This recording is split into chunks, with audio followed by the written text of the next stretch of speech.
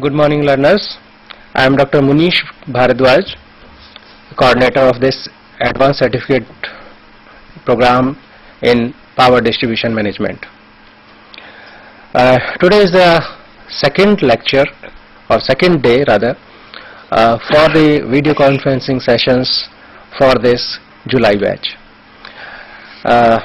Yesterday, we discussed about the power sector scenario in the country. Today, we will be discussing about acts and policies. As you know, for every business, government frames some regulations, some policies and acts. So for this particular business, that is the power distribution business also, government has framed some rules, regulations, acts and policies. So today we will discuss about the acts and policies related to this electricity sector. With us, I have Mr. V.S. Verma. He is member planning in Central Electricity Authority. He has vast experience with him, and the learners who attended yesterday's sessions must have felt the richness of his experience, and they must have been benefited by the discussions in the lectures.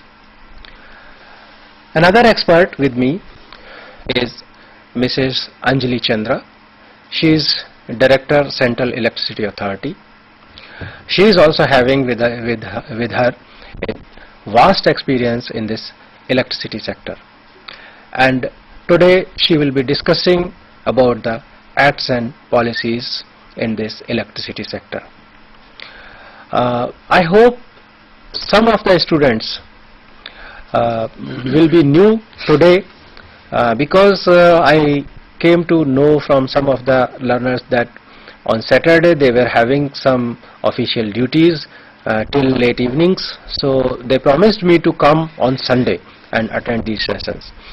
I would like to inform you that though we have not made the attendance compulsory in these sessions, but it is for your benefit that you attend these sessions, because we are discussing not only the content which is given in your material, we are giving you information, practical information. We are discussing very important things that are related to the electricity sector, though these are not discussed in your print material, but that are very interesting and useful information.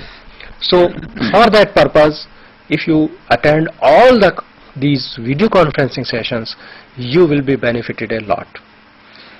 Not only for the examination purposes, for your knowledge, for your interest, because you are working in this field, you should know much more and more interesting things regarding your business. With these words, I would like to request Mrs. Anjali Chandra to start the discussions on acts and policies. Good morning, friends, and welcome to this session on acts and policies. Yesterday we discussed about the power sector scenario and the installed generating capacity, the type of capacity we have, and to enable all this power system development in the country, we had many legislations and policies, and the evolution of the legislative network, legislation on this regard will be discussed today. So we started with 1910 Electricity Act.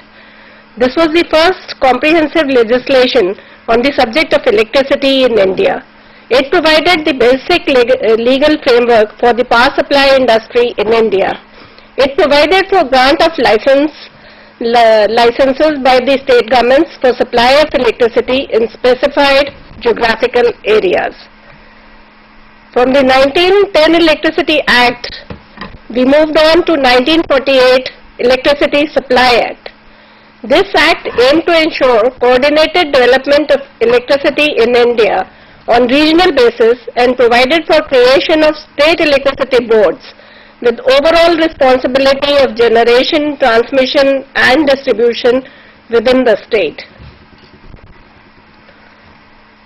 Then in 66-67, regional electricity boards were formed to take care of interstate imbalances.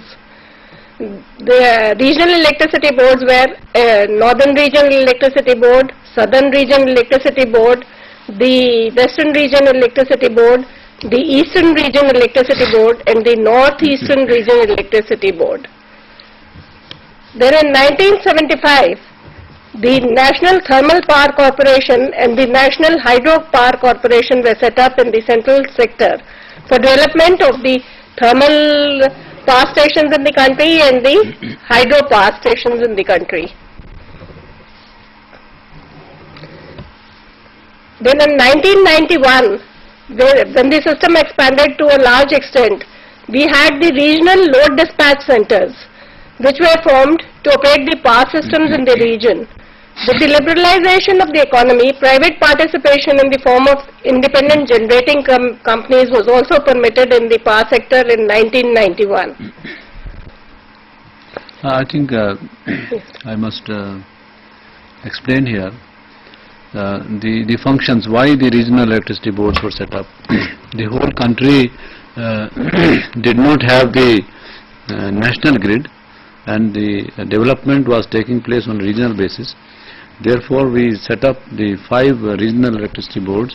The job of these electricity boards was to coordinate the power flow in the various regions, in the 5 regions, and coordination and control activity. These regional electricity boards had, the Act had empowered these boards to maintain a discipline in the grid, in the regional grids.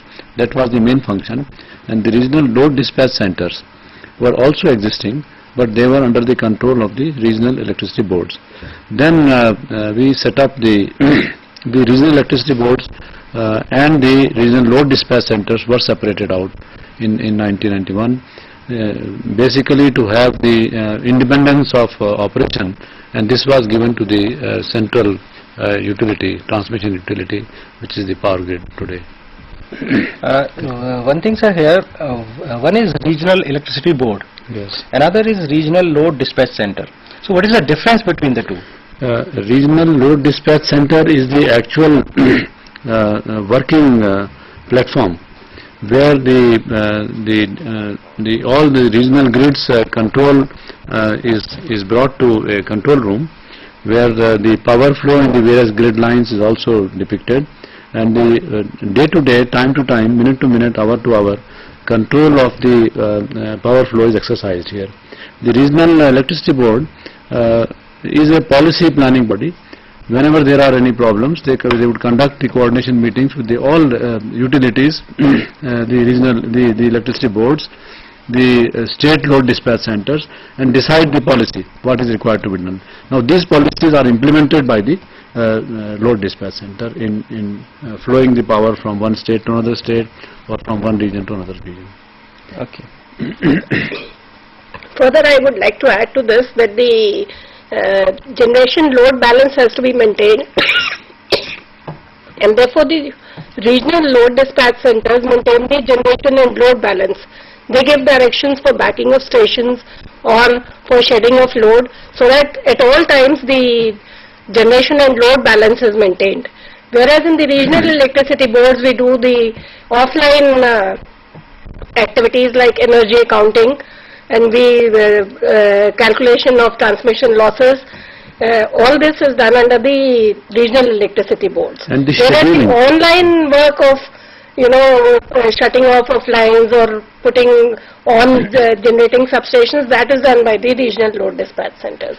the schedule of generation in a region, there are say 100 power stations. Yes. In a region there are states, say to take the case of a northern region, we have Rajasthan, we have Uttar Pradesh, we have the Jammu and Kashmir, we have Uttarakhand state, and there are so many states are in a region. Now, and similarly, each region has power stations. There are central power stations, there are state power stations. They generate electricity, feed into the grid. Now, someone need to coordinate this activity and give them a schedule of generation. So, the regional electricity board finalizes the schedule of generation. They would tell to individual power stations, this is your generation schedule, and hour to hour. from 10 hour to 11 hour, 11 hour to 12 hours. During the all 24-hour generation schedule is finalized in consultation with the utilities, the state governments, their demand profile, for example, and then each state has also to draw power from the central generating station. So the draw schedule is also finalized. All state utilities would submit their demand profile, that these are our requirements, hour to hour requirements. Based on, and they will also say that this would be our own generation. The gaps of generation would be known. So depending on these and the share of the central generation allocated to the various states, the regional electricity board will draw up an hourly schedule. Now it is done 15 minutes, the schedule. Every 15 minutes there is a schedule of generation, there is a schedule of withdrawal. This schedule is supposed to be mandatory on all generating companies and on all state utilities to follow. So this is the job, this is an administrative activity the regional electricity board has to do, and the implementation of this is the regional load dispatch center. They have to see that this is implemented. If there is a violation, they can put penalties, and or they can also contact through telephone or other communication system and see that the generation and the demand profile is maintained, a balance is maintained, the frequency of the grid is maintained. This is the job of the two organizations. So one question comes to my mind, that whether the whole of the demand of a state is met by the grid, or there is only that the demand gap is met through the grid. The grid meets all the demand of the state, particular state, for example, and the question is that the state has a generation, their own generation. Yes. They have a share of generation from the central sector. Yes. So their own generation plus this generation, central sector generation, gives you a total generation. Yes. Now there would be a demand, so there can be a gap between the demand and the supply. Demand and supply, demand and generation. Now the state, there are just like we have regional load dispatch center, each state has a state load dispatch center. Now they have this information that this is our total kitty of generation being available. Therefore they can plan their load shedding in various areas, for example, because the frequency has to be maintained. Either they can plan load shedding, or in case there is some very emergent situation and they have to draw power from the grid, they do draw, the overdrawals it is called, but then frequency is affected. The overdrawals are permitted within a certain range. That we say that the frequency should not go below 49 Hertz, it should not go below 48 Hertz, and then the other remedial actions are taken. Therefore, within those permissive limits, they can overdraw the power, but pay proportionately more for that power. The rate of the power which is drawn unscheduled, which was not in their schedule, is much higher. For example, if the rate of electricity tariff is 2 rupees per unit, then the rate of this power which is drawn is 7 rupees 45 paisa. For the unscheduled. For the unscheduled energy, especially when the grid is under distress. Yes. We call the grid under distress if the frequency is less than the 50 Hertz. If the frequency is more, if someone generates more, this electricity is not paid for. If somebody draws more power when the frequency is more, then he also gets an incentive and this power is given cheap to him. This is a kind of a commercial arrangement which we have made, and this is functioning quite well. You would find, I was thinking to bring that frequency meter today, but I forgot. If you see that the frequency normally does not go below 49 Hertz these days. Okay. It is a very stable type of system operation these days. It is because of these commercial disciplines which we have introduced very recently. I'll call it recently, last 5-6 years. Yeah, this system of maintaining commercial discipline is called availability based tariff. So the tariff is according to the availability, so that people don't overdraw when your load is more. We discourage overdrawals in the interest of the grid healthiness, and therefore the rate is set higher. In some of the countries, this rate is very, very high. Sometimes they charge $1,000 for this, for each unit. Just to discourage. Just to discourage overdrawal. Because now in our country, we are slowly progressing towards development, and earlier the frequency used to go 47.5, 48 Hertz. Now it is not going. But the real reliable supply would be when we can maintain supply frequency as 50 hertz. 50 hertz plus minus 0.01001, something like that. In the developed country it is like that. So they discourage absolutely the overdrawals or any kind of transaction in the grid which affects the quality of supply. We move forward in the legislation. So in 1992, Power Grid Corporation was formed to facilitate the formation of the national grid. Earlier the states were constructing their own transmission system, but to have a national grid, the Power Grid Corporation was formed, and it was constructing the interstate lines of transmission which were at voltages of 220 kV and 400 kV. This responsibility earlier was of the central sector. There was NTPC, and NTPC generating, so it was their responsibility to construct the transmission line and reach it to the main grid so that the states could draw the power. But then this arrangement was becoming unwieldy, and it was conceived that let there be a separate power transmission corporation to handle the all EHV lines, extra high voltage lines, 100 kV to 20 kV. So this interstate especially lines were given under the charge of the Power Transmission Corporation. But the state grid was still maintained by the state sector. Then came the Electricity Regulatory Commission Act 1998, which had provisions for setting up of Central Electricity Regulatory Commission and the State Electricity Regulatory Commissions with powers to determine tariffs. Now, why there was a need, you should explain the need to set up the regulatory commission. This function was earlier carried out by the Central Electricity Authority. We used to determine the tariff, and this tariff order was issued by the Government of India under the Section 42 of the Electricity Act 48. But then, since there was not such a strong legal framework, and there used to be always discussions, and then the tariff setting was sometimes getting biased because someone can influence, maybe CA or maybe it is the government. Even the state governments were influenced, and we found that since the central generation was increasing, the state generation is also increasing, then the transparency was getting affected in setting the tariff. So government thought that let there be an independent body who would look after the tariff fixation, and they will be legally binding, and that is how the Central Electricity Regulatory Commission came in for the central generation and all central generation or transmission, for example, or interstate. This will be set up, this will be dealt with by the Central Regulatory Commission, and state regulatory commissions would do the similar function in their respective states. More transparency has now come. You can always go and ask the details of the tariff fixation, and you would be told that this is, suppose you want to know this tariff you are being charged, say 2 rupees, 2 rupees 40 paisa or 4 rupees, what is the components of this? So you would be told that these are the components, and now the transparency is there. No one can have the hidden profits, for example. It is all decided, the policies are decided, how much return you will take on your equity, how much interest rates you will charge, and something like that. Everything is a transparent system, and this system is working fine. So center as well as the state governments are having the interventions in this. So it means electricity is the concurrent subject.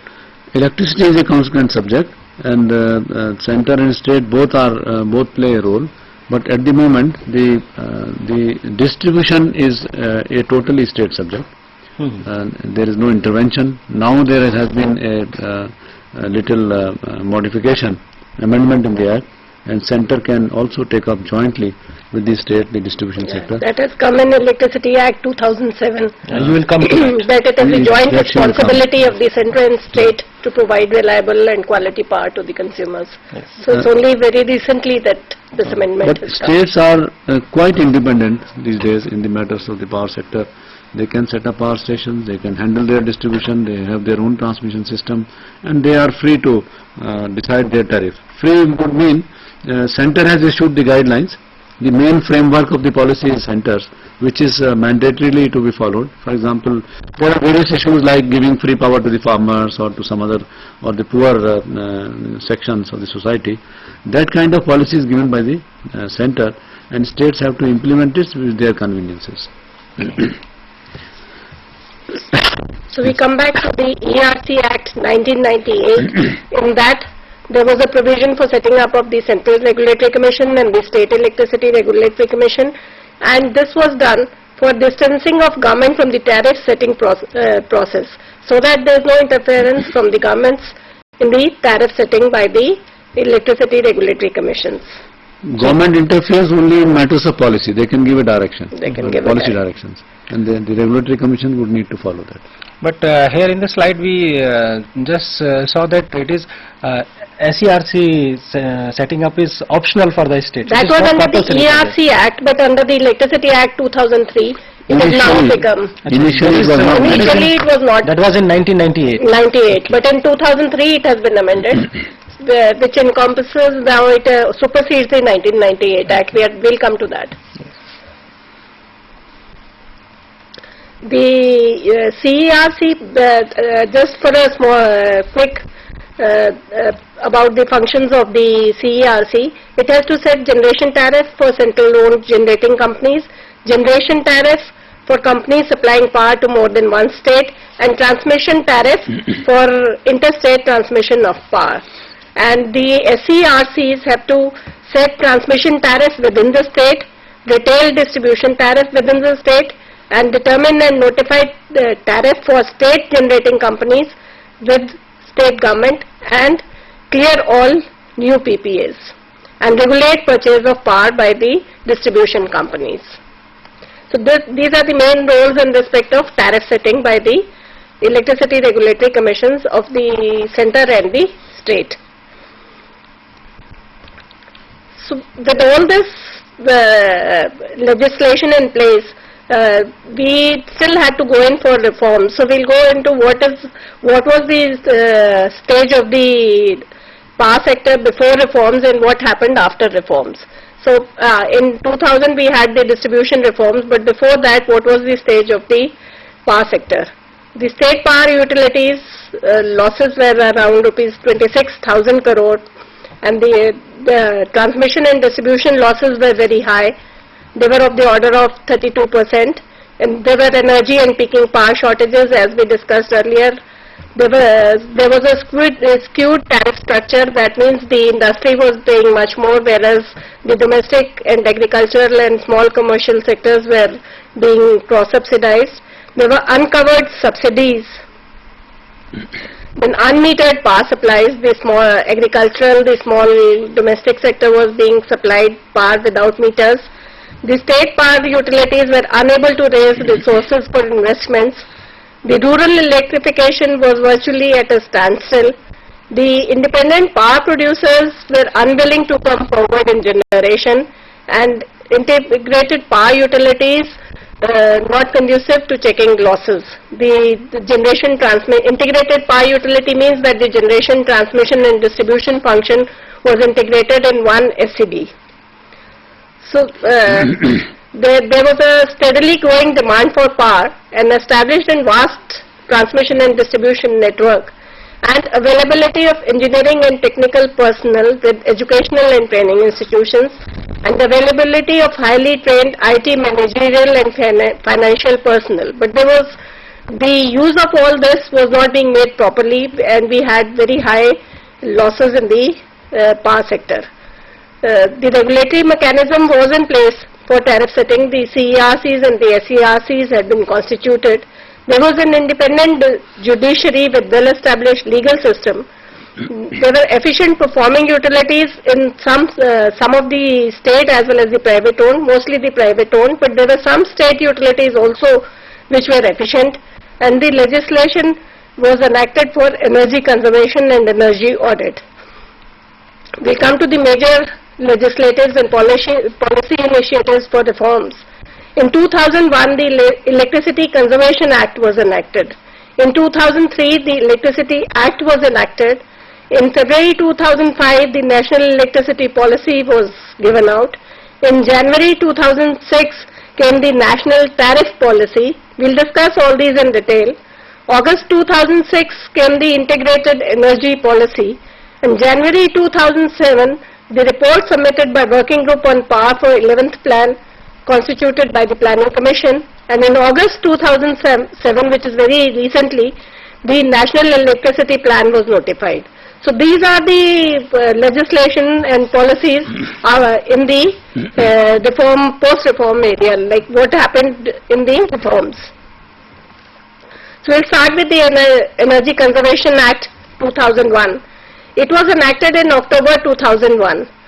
Because energy, we found that the energy in quite a few sectors was being used inefficiently, like we discussed yesterday, and the Energy Conservation Act was required.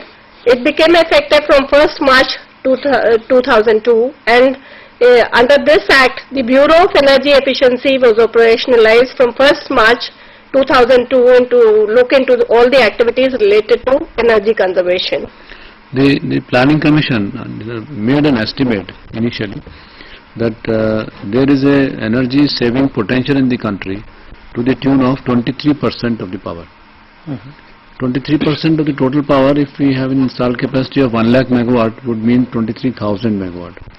So such a large potential is existing in the country in all sectors, be it agriculture, be it commercial, is domestic or industries. And this study gave a very useful information. Then how to implement this? There was no mechanism to tell someone that you consume less power, conserve less power, or practice energy conservation in your day-to-day life. Therefore, this Energy Conservation Act 2001 came. It gave power to the Bureau of Energy Efficiency and the government to notify rules, regulations, and also to notify such policy like standards and labeling. It has already been implemented on the part that no one can manufacture. If someone is manufacturing inefficient appliances, inefficient as compared to the standard which the government notifies, then he would be not be allowed to manufacture anymore. So such notifications are essential to see that this energy efficiency is affected in the country and the wastage of power is saved. There are other functions of the Bureau of Energy Efficiency under the Energy Conservation Act that one can study in detail, but it touches upon all areas, and government can notify today any sector as a designated consumer. It is called designated consumer. Means if you consume, if your consumption is more than a certain value, one can decide kilowatt or kVA connected load, or a fuel consumption, for example, the tons of oil equivalent energy if you are consuming, you can be declared as a designated consumer. Then it will become your responsibility to employ energy manager, to employ energy auditors in your company, submit your audit report to the Bureau of Energy Efficiency, implement these results, and also on a regular basis the government's eye will be over you to follow certain standards of energy consumption as well. Your industry would be notified and it will be given that per ton of any manufacturing item which you are doing, you cannot consume more than a certain value of the energy. That kind of standards would be made mandatory, and that is how the government draws its power from such regulations. Mr. Verma has explained some of the important features of the Act. We'll re-go through them. First was the standards and labeling. So under the Energy Conservation Act, the BEA has to evolve minimum energy consumption and performance standards for notified equipment and appliances, prohibit manufacture and sale of equipment and appliances not conforming to standards, and introduce mandatory labeling to ensure consumers to enable consumers to make an informed choice. This mandatory labeling is in the form of star rating. So the star rating starts from star 1 to star 5, star 1, star 2, star 3, star 4 and star 5. So the star 1, if there is a label of star 1, then it is the least energy efficient. Then we move on to star 2, which is more efficient than star 1, star 3 is more efficient than star 2, star 4 is more efficient than star 4, and star 5 is more efficient than star 4. So this type of labeling is to be put on the appliances, and this process is already started. We have put labels for refrigerators, for air conditioners, and we are in the process of putting them for distribution transformers, so that all the buyers can make an informed choice that if they want an energy efficient equipment, they can buy an energy efficient equipment. So the star label is somewhat like what you see here. You can see it in the slide. This is the kind of star labeling you are likely to have, and you can go in for star 5. It may be a bit costly in the first instance, but it is going to be very much efficient in the long run, because you are going to save on energy consumption by the equipment or appliance. So this is one of the most important activities to be carried out by the Bureau of Energy Efficiency. The second is the designated consumer, as explained by Mr. Verma. The schedule to the Act provides list of designated consumers. The designated consumers to get energy audit by accredited energy audit firms, implement cost-effective recommendations, appoint or designate an energy manager, and comply with energy consumption norms and standards. By regulation, the Bureau of Energy Efficiency is to prescribe qualification and certification procedure for energy manager and energy auditors, and accreditation procedure for energy audit firms. In this, Bhardwaj has a question. yes. No, just I wanted to emphasize on that rating, that as we saw from the slide, Yeah. that when we compare that 1-star rating equipments with the 5-star rating equipments, there was a huge saving on that. Yes. As you show us that for 1-star rating, the energy consumption was something 1050 something of the order, and for the 5-star rating equipment it was only just around 383 something. So almost 700 units per year saving, Yes. which is a huge saving. Exactly. If So it is this a, is- if it is a domestic equipment, really it is a good saving of the money as Exactly. well as the electricity. So, when many of the refrigerator manufacturers, they've come forward for this star rating, so that people can, get it into their mind that this refrigerator or this model of the refrigerator and this make of the refrigerator is much more energy efficient than the other make. And if these are the equipments which runs for the 10-15 years, Exactly. then I think that the difference of the cost between these 1-star and the 5-star That is equipment overcome in 1 or 2 can be years. covered within a year. Yeah, payback period is very small. It is maybe a year or 2 years in most of the appliances. So that is what this energy consciousness is to be brought to the consumers, and since so that they can make an informed choice. At the moment they do not know. Even the seller will definitely say, shopkeeper will definitely say this is energy efficient. But really, to make an informed choice, this is label, if it is put by the Bureau of Energy Efficiency, then you are very sure that this will be the energy consumption by the appliance. It is not hearsay. The whole environment in the country is changing. You might have experienced that if you go to buy a refrigerator for yourself or for your daughter's marriage or like that, and go to the shops and try to ask them what is the energy consumption, nobody is going to reply you. The labels is not seen. The energy consumption level or even the rating is put somewhere on the compressor down below. You have to peep through, and even then you will not be able to read. So, and then if you ask him more, he will say you are wasting your time. You can go to another shop. But now the environment is changing. Once you find an energy consumption level right on your front, you can see for yourself, and then you can make your own rough calculations that whether it is worth investing such a higher amount in buying in more energy efficient equipment or not. So slowly and slowly the country's environment would change. That awareness in the consumers Yes. is coming. Is coming. Exactly. Slowly. And secondly, where, as a layman, you would not know whether a fridge should consume 70 watt or it should have 80 watt or 90 watt. This type of thing informs you that exactly what should be the consumption of a refrigerator, of a microwave oven, of air conditioners, because you as a layman would not know that what should be the consumption level. Yes. So if it tells you 80 is energy efficient, you are going to say yes, it is energy efficient. Unless you know that there are appliances available with 50 kilowatt hour or maybe at 40 kilowatt hour. So this actually labeling informs the consumer exactly what should be the energy consumption of an efficient appliance. So it's a really very good guide for energy conservation in the country. And more and more devices are being brought, appliances are being brought under the CFL, the fluorescent lamps, everything is going to be brought under this, so that we go in for all the energy efficient appliances. When we were talking about the designated consumers, And like I was talking about energy managers and energy auditors, so this exam is already being conducted by the Bureau of Energy Efficiency to appoint to rather accredit the energy managers and energy auditors. I think 3 or 4 exams have already been held, and about 1,000 energy managers and energy auditors have been accredited. The procedure for accrediting energy audit firms is also going on, and there are many firms which are accredited and which will conduct the energy audit for the designated consumers. So the designated consumers are most probably like the steel firms, the iron industry, the paper industry. So there are many industries, cement industry, which are coming under the designated consumers.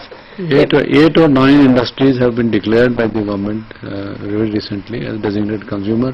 This includes cement, paper, railways, steel, then it has petrochemicals, and like this 9 industries have been already declared. Now this industry, now it has become mandatory for them to employ energy managers and the certified energy auditors. This exam is conducted regularly on 2 times in a year. Earlier it was 1 time, but now it is 2 times in a year because there is a shortage of energy managers and energy auditors, and at the moment about 2,000 total energy managers and energy auditors are available, but the industries are large in number. We need more. At the same time, the government thought that we cannot relax the standards for energy managers and energy auditors. They have to be expert people, they have to be the guide of the industries to advise them properly, and so that the upkeep of the industry is maintained, and only high efficiency equipments are installed in the industry by way of any replacements or repair, etc. So this program is catching up in the country, and everybody has now become conscious about having the only high efficiency equipments. Day in and day out there are interactions with the Bureau of Energy Efficiency by various industries, and they are always competing on the energy efficiency levels. You will be happy to know that the cement industry in this process of India has become one of the most efficient industry in the world. Our cement manufacturers are most efficient, but then there are various issues connected with this. When we take up with this industry and their efficiency goes higher, their cost of production comes down. We are pursuing with the industry that this reduction in the cost must be shared with the consumers, because consumer focus should always be maintained. Yes. And if there is any, actually this Energy Conservation Act as a whole is maximizing profit for the industries.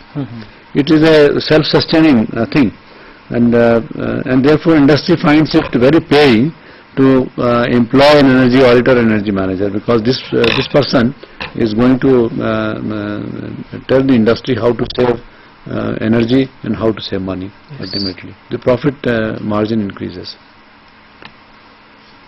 Yes, Anjali. Yes. Moving further on the Energy Conservation Act, there is a provision for the industries to be motivated through the National Energy Conservation Award Scheme. So these awards are given on 14th of December, and quite a few industries are awarded. Maybe you have seen the awards in the paper. They always come near in December. So quite a few industries have been awarded under this scheme. Then the industries are being approached to take commitments. Industries like Indal, Rashtriya Ispat Nigam, NRC, Moral Overseas Limited, BK Birla group of companies have committed to reduce energy consumption, and small group activities focused on energy conservation have been initiated under this commitment. All these activities were initiated when I was the Director General of the Bureau of Energy Efficiency, and I am very glad to inform you that these initiatives were taken, and they are sustainable initiatives. Many more activities have been done, and Anjali Chandra is also certified energy auditor. You will come to know that she also has qualified as an energy auditor, and she is contributing in this sector also. Nice to listen, sir. So the industries have to make an energy management policy, and one of the samples of the energy management policy made by Reliance, this is one of the samples. So maybe you can't read it, but actually every industry under this would have to prepare an energy management policy in which it outlines that how it will manage the energy consumption in its sector of work. Most So of the this industry. energy auditor, the qualification is the only electrical engineer, or any person from any discipline can be energy Any auditor? discipline. Any discipline. Any discipline. Any discipline. It may be useful to be an electrical engineer, but maybe also mechanical engineer would be able to do it more easily, because most of the energy conservation is related to thermal activities, and of course in electrical also it is there, but mostly it is in thermal activities. Any discipline in engineering will do for energy auditor. And energy managers, of course, even the diploma is qualified. For Diploma holders who are already working in the industry. And I would say that one must encourage people, even through such programs, that your students must appear For this this examination and must work hard to pass this examination and become a certified energy manager or energy auditor. Because we all need to supplement the energy conservation efforts by the Government of India, and if we become energy managers and energy auditors side by side, then we would be able to help the country in the energy conservation efforts. And this also assures you employment, may I tell you.